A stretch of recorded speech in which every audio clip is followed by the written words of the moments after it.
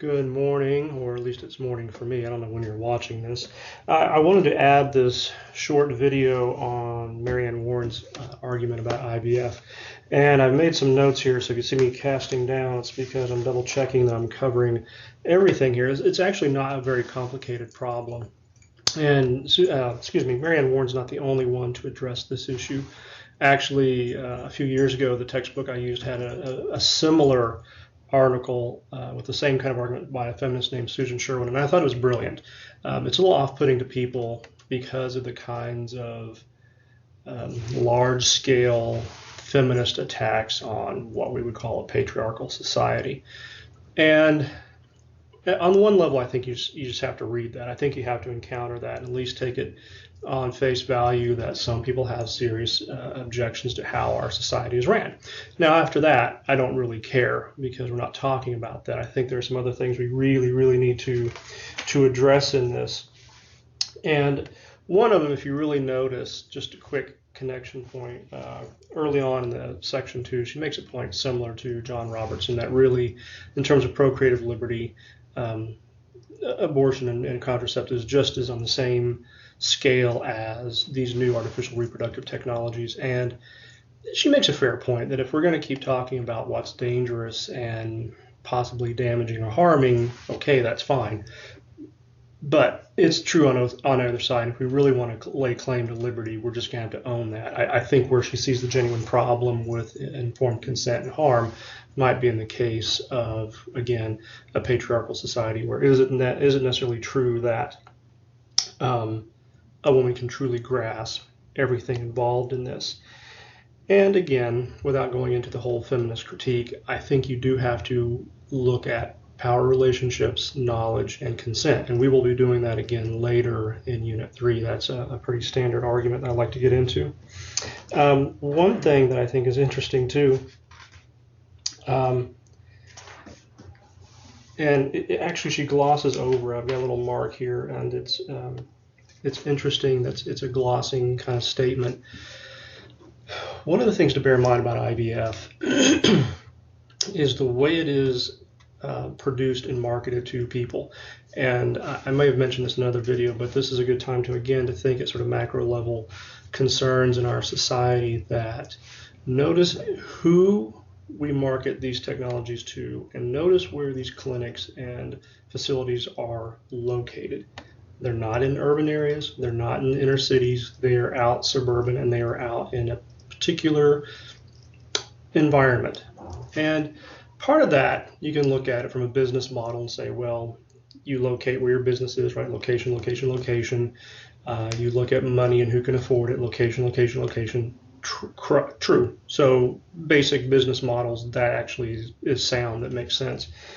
However, it does seem to reinforce a negative stereotype we have about who is truly worth having it and who's not worth having it. Now, when she looks at some of the stuff in the future and predicts some of that, I've made similar kind of more wonky comments about that with respect to some sci-fi text that I read. And I think it's just an interesting technological issue. I think when you look at cost, it becomes very prohibitive. I think it becomes a dangerous kind of practice just in terms of cost.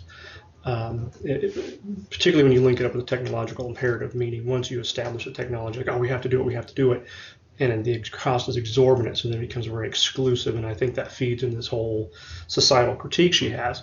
But she takes it a step forward, further actually, again, with the idea of, if this is a patriarchal society, it just sort of further shows that we don't even really need women in the process. We can just take their stuff and make babies, and we don't need them, and we can further subjugate them. I think you need to know that. Again, I don't know that I have a whole lot I want to add to that. I think it's fair to point out that, yes, there are some concerns about the status of women's positions in society. And yeah, maybe there is an aspect where we're using them more than we're treating them with dignity. And again, those are issues that will come up again in Unit 3 too. I do think where I really like what she says, as opposed to maybe even the Sherwin article, is when she actually looks at a possible solution, because I think it does hit upon where we really stand in some problems in bioethics in terms of technology and, prognoses and practices. And that is, we have found one approach, and we're going to exploit that. And in her book, or in her section, if you look in the book at 422 to 423, she has some really good ideas here, really good suggestions regarding we need to look at this more holistically. And I tend to agree with this line of thinking. That's why I like it. What we tend to do is we tend to mask these arguments in terms of, well, IVF has to be used for women to have babies. No, it's dangerous because, and she says early on, well, we get sidetracked in these arguments about the fetus and the status and is it like abortion and all of that you need to know. But in the middle of this, no one's addressed a root cause of why we have such a problem with infertile women anyway. That's not been addressed. Maybe there's another solution there altogether. And if that's the case, I think it's a matter of her position is pointing out that we often look for efficient answers as opposed to effective answers. And I agree with that.